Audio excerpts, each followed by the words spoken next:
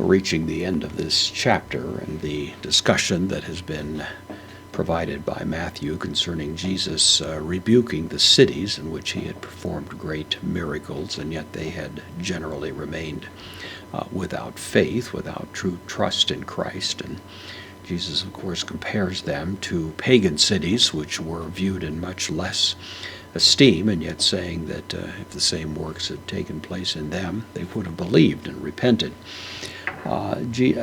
Matthew now more or less begins to conclude this with this well-known statement, beginning with "in," the preposition takes the dative akeno, in that. This is the demonstrative pronoun applying to the noun it's modifying, kairo, from kairos, means time. Of course, it means time as in a season, rather than a precise appointed time as you might measure on a clock. And by putting it that way, Matthew is making it clear that this is not necessarily following immediately from the things that Jesus has been saying about these cities of Galilee where he performed his miracles, but it is in the general, broader chronological context. It's sort of in the same spirit of what's going on, and it becomes a great affirmation of God's sovereignty in these matters.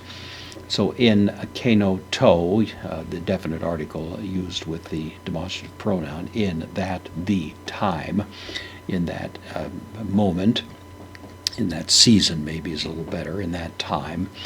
Apokrithes, this is a participle. It's a aorist participle, so we might render it something like having answered, or Jesus having answered. Then the principal verb is here, apen, said.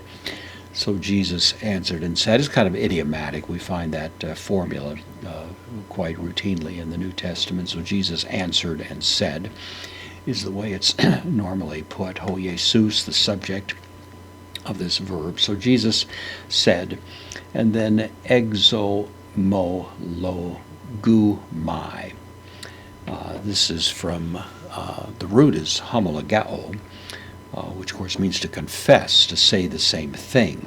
It's many times translated thank, that Jesus thanks the Father. That misses the point a little bit.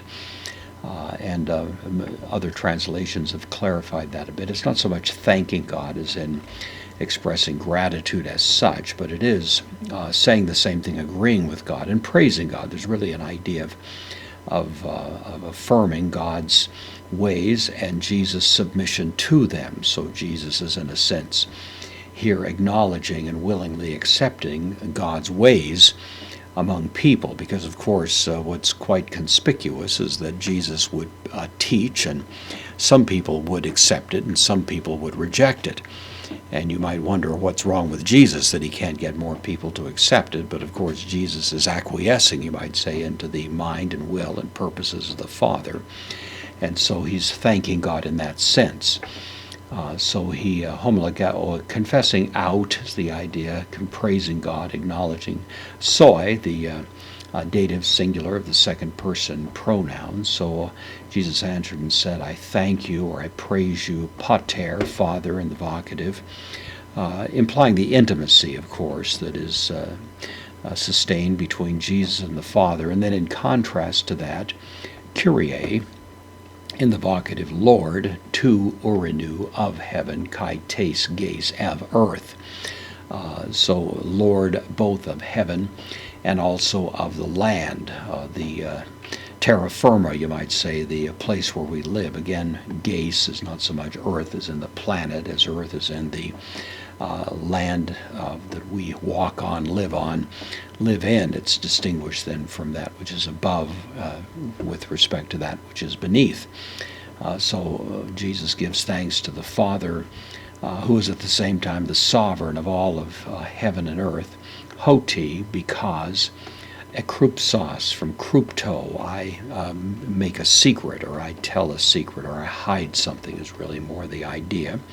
This is the second person singular, aorist, active indicative. So you hid. I give thanks to you, Father, that you hid, tauta, demonstrative pronoun, and the accusative, these things, the neuter, Apo, preposition, takes the genitive sophone from the wise. Sophos is a word for a wise person, generally a well-educated person. Kai sune tone. This is someone, maybe the better term here in English would be something like clever, somebody who is kind of quick, to put things together. The sun here is the root of the notion. So those who are wise, well-educated, and those who are quick, who are able to kind of see what's going on and in a clever sort of way figure it out, that two different kinds of smart, you might say, but both are mentioned here, that you've hidden these things from the wise and the intelligent. Kai, apokalypsos, this is from apokalypto. Apocalypse, of course, is a word that derives from that verb. It means to unveil, literally, to pull back the veil, to reveal, to display, and so here is again the second person singular aorist active indicative, and you've displayed these things or revealed them, unveiled auta, them, in the accusative plural, the relative pronoun here, revealed them. The same things that were mentioned in the tauta above. Nepios, from nepios, means a babe or a little person. It can suggest simply the uninitiated, could even apply to the uneducated.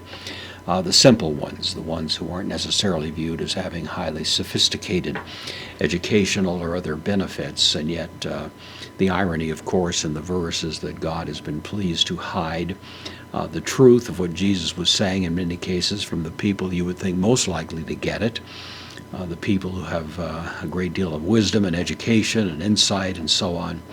And then the simple people, the people who don't necessarily have all of the requisite credentials to be regarded as scholars or people of advanced understanding.